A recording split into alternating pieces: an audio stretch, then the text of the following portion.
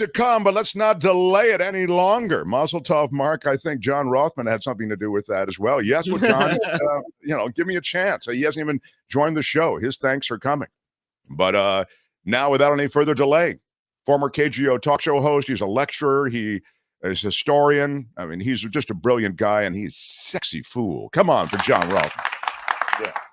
Congratulations, Mark. I want to lend my voice to say 10,000 is just amazing, and I know it's going to keep growing. And by the way, you don't have to worry about paying me. It's okay.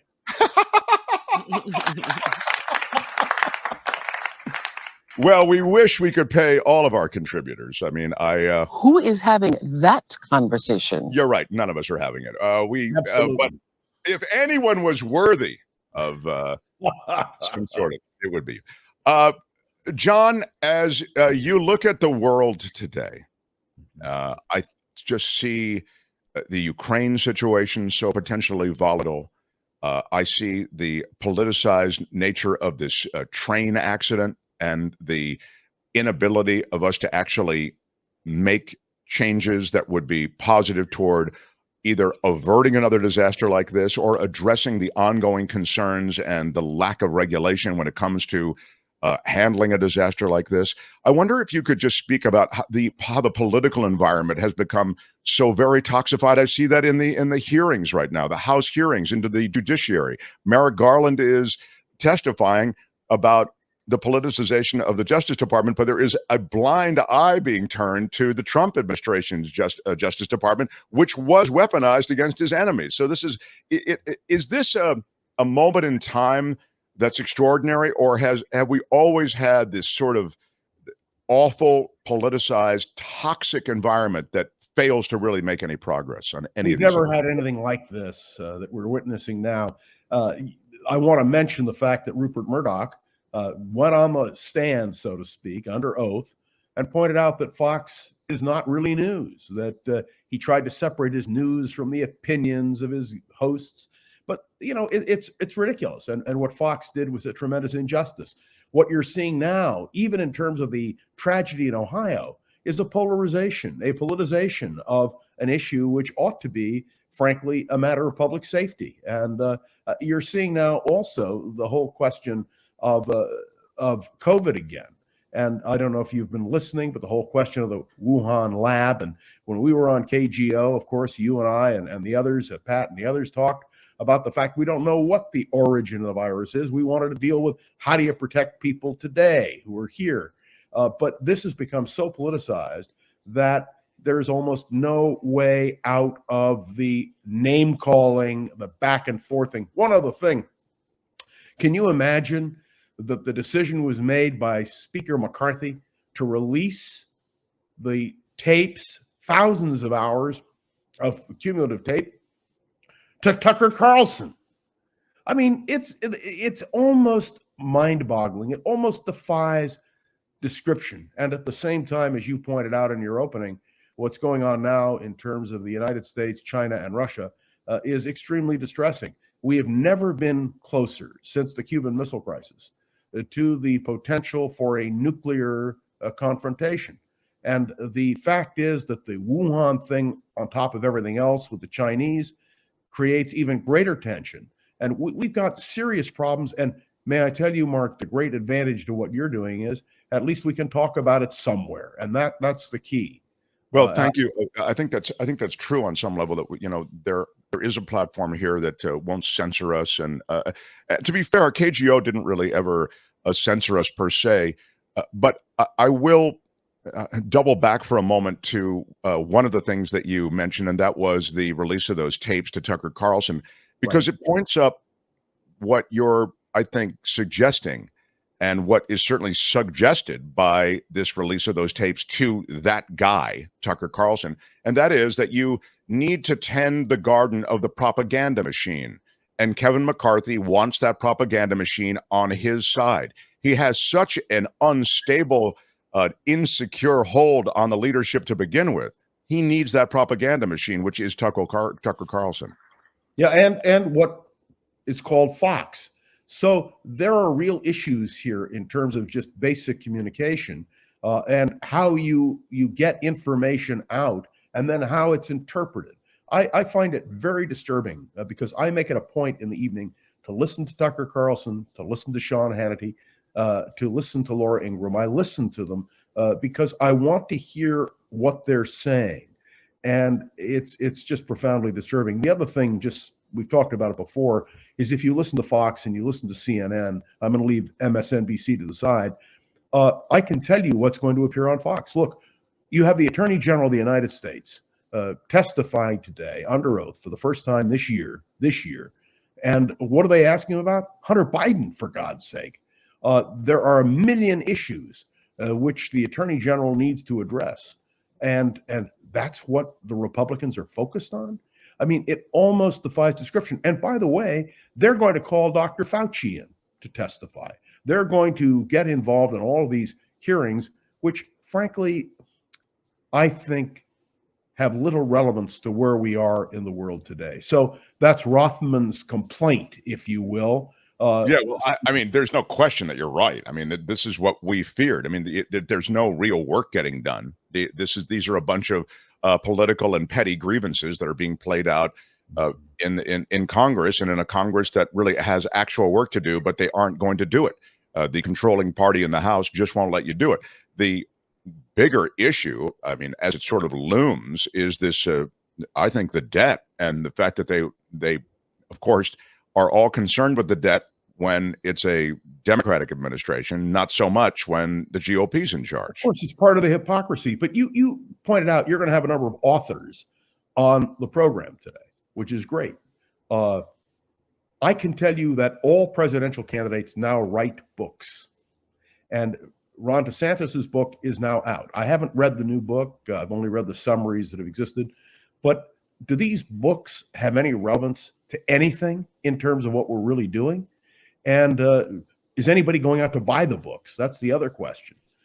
We've had people who've run for president who have written bestsellers. The first one to really do it was John F. Kennedy in Profiles in Courage. And that was in 1956. And of course, he didn't run until 60, but it laid a groundwork. But as someone who collects political biography and books by candidates for political office, the mediocrity here is just astounding. I was interested in a recent poll, I think I saw it yesterday, which said that DeSantis is fading fast and that Donald Trump is now pulling ahead again. And that should concern all of us in terms of the future of the Republican Party. And the noticeable silence of people in the Republican Party on this question should be of profound concern. I'm waiting for Liz Cheney. Now, you'll recall this week, Donald Trump is obfuscated on the question of whether or not he will participate, or guarantee rather, that he will support the Republican nominee for president. And now Ronna Romney, who is the chair of the Republican Party, is saying, well, he'll come along, we'll all come along. But the simple truth of the matter is the Republican Party has a serious problem. They have no alternative to Trump. And I say that in terms of ideology, not in terms of personality. And if there is no diversity, if you don't have a Liz Cheney or an Adam Kinzinger or even, if you will, a moderate Republican of some sort running for the presidential nomination, it really becomes a referendum only on whether the Republican Party will veer from the path of Donald Trump. Sadly, John, I think a lot of it doesn't go down on ideology. I think it goes down on personality. I mean, we've seen that. I mean, Trump with a couple of talking points, build that wall, Mexico's going to pay for it, bring back American jobs, all the BS. I mean, he didn't, meantime, all of his products are made in China. I mean, the Trump administration wasn't underpinned by some political philosophy or even world outlook. This guy's world outlook was all about himself. It's personality, and he has a lot of it. So that's why he's a dangerous political figure. Yeah, these are. I don't want to discourage our listeners. I don't want you to think that every time I come on with Mark or Mark is doing interviews that the point is that it's a negative. Quite the contrary. I'm extremely hopeful. I think we have a lot of work to do, and the question is how we as a society will address the issues in the coming months. Let me also indicate to you here in California, we have another big problem, and that has to do with energy. And the question of how we're going to respond to the energy crisis and how we're going to respond to the massive amounts of rain and snow that we have, which may not, in fact, affect in any way the drought. we're already being told to be on alert because of forest fires, because you all know that when it rains, all the plants grow, and then when it gets hot, they all turn into potential fire hazards. You didn't want to be negative, John, but you wanted to go right to the forest fires? Yeah, well, I like to get fired up, if you will. I think we talked about this yesterday. The fact that short-term concerns in terms of recharging reservoirs, this sort of thing, were addressed by all of these storms. But the reality is you don't solve a mega drought with one record winter, and the aquifers will take years to be recharged. We'll need many, many winters like this. So I have a confession. Not to mention the overall drought in the West. Go ahead, sorry. I have a confession to make. My wife and I did a restoration of our bathroom, and we put in a tub, one of those big tubs that you can open the door and walk in and all the rest. I haven't used it in almost 2 years, but the other night it was so cold and I wanted a nice hot soak that I filled up the tub, and I still feel guilty about it. But I want you to know these are the kinds of dilemmas which we face in our everyday life that are very tough. Well, I drink that bathwater. That's all I want to say. I love John Rothmann so much. I know what you're saying. I mean, it's tough. Look, living sustainably and managing our resources really should be our first concern, but that's not the way our society is organized. We're organized, it seems, and prioritized around freedoms, and we don't balance those. And I'm talking about freedoms for big business. In fact, if you look at the SCOTUS rulings now, David Katz is going to join us in the next hour, and we're going to talk more about what's happening with SCOTUS. It's fascinating. Yeah, it is fascinating. And I reminded everyone when Gorsuch got in. I reminded everyone with Amy Coney Barrett and Kavanaugh, all three. I told you, I know we talk about abortion, and I know that's the banner headline, that's the thing on the marquee. But what you have to remember about these justices is they're insanely business friendly. They will almost always rule with the corporation. This in John, help me. It was Gorsuch who ruled in that trucker case where the trucker was freezing to death, literally freezing to death. Exactly. And he had to leave his truck, his 18-wheeler, by the side of the road, even though the home office said, no, stay with the truck. He had already lost feeling in his legs. And he left the truck. It was Gorsuch who ruled with the company that the guy should have stayed with the truck. That's how business and corporate friendly they are. That's one example. There are many. So I see the emphasis on corporate and business freedom being a real issue going forward, John, in the way that you talk about living sustainably and regulations that make sense when it comes to the environment, for example. Oh, sure. I mean, all these points are real. There is an important point to make about the judiciary. Joe Biden has now had more judges in the lower courts affirmed than Donald Trump. The question becomes how much more can be done in terms of the judiciary. And you and I have talked about this in the past, Mark. When we vote for a president, we just don't vote for a president. We vote for the makeup of the courts, meaning the Supreme Court and the lower courts. These are federal nominations. And one of the most important, significant facets of the late election, the midterm election, is the Democrats have control of the Senate. And remember, judicial nominees go through the United States Senate. This augurs well for those who are concerned about the future of the courts. As to the Supreme Court, I think any thought of an expanded court is dead. I don't think that'll happen. But I think, in fact, one of the things that the Biden administration is looking at is as justices retire, if they retire, or as the case may be, there are vacancies. Who will they put on the court? The court is poorly constructed, right, John? I mean, it's a holdover from a different time. Yeah, it's not poorly constructed. It's the way we work. I went back recently and reread the material I have on the court packing of Franklin Roosevelt, who had the same concerns, or Richard Nixon, the very famous book on the Nixon court called In His Image. Every president wants to craft a Supreme Court in their image. But I have to tell you, I'm very concerned about the prospect of tampering with the Supreme Court. And this is something we all have to be concerned about, whether we are on the left or the right. And the integrity of the court is going to be absolutely critical. I was fascinated, by the way, at the State of the Union that retired justices, including Stephen Breyer, were present President Biden spent a lot of time with Justice Breyer that night, comparative to other things, and I thought that was very significant. Let me also point out, Jill Biden is giving a series of interviews, and among the things she's saying is that she believes Joe is going to run for the presidency again. We will have that decision, we are told, in the early spring. So it's rapidly approaching. There seems little doubt that Biden is going to run. There is little doubt that Kamala Harris is going to be his running mate. There's no talk of dumping her. But the Democratic Party has to consider carefully its future if anything happens to Joe Biden. We seem to always end up in this place, John Rothman, because top of ticket, let's assume it's Joe Biden. And then we get to your girlfriend, Kamala Harris.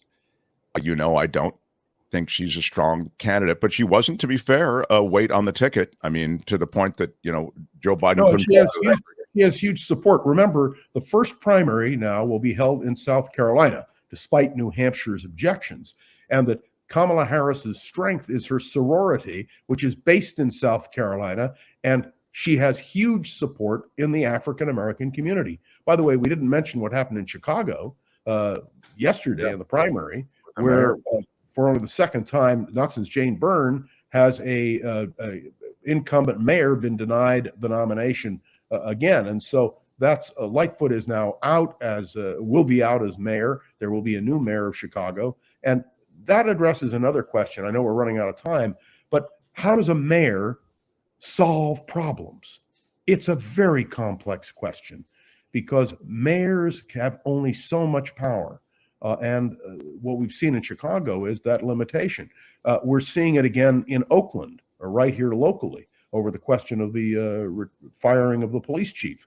And yes, we see it here in San Francisco. So no matter where you are, these are all questions of political power and how we are going to see power used to benefit the people. I had a good time at the Black Cat. Well, yeah, that's London Breed. Yeah. I mean, it really depends. And this is a great, you've hit with quite a laundry list, but it's just a great point that John's making about mayoral power, because depending on the city, mayors can make a difference and sometimes are limited in the ways they can make a difference. Right, John? Because San Francisco, New York City, I think the mayor can really make a difference. Go ahead. Sorry, what? The power of the mayor in San Francisco is extremely limited. But we can see that the mayor in Oakland, for instance, had the power to fire the police chief. That has a huge impact. And you were talking about Mark Adams in New York and the power he has. So this is something else we have to assess because of the relationship which we have with our local elected public officials and the limits of their power. Yeah, indeed. I don't know about you and whether or not you know who Raphael Sadiq and Dwayne Wiggins are. Yeah, John, do you know who Raphael Sadiq and Dwayne Wiggins are? I have no idea. That's hey, John.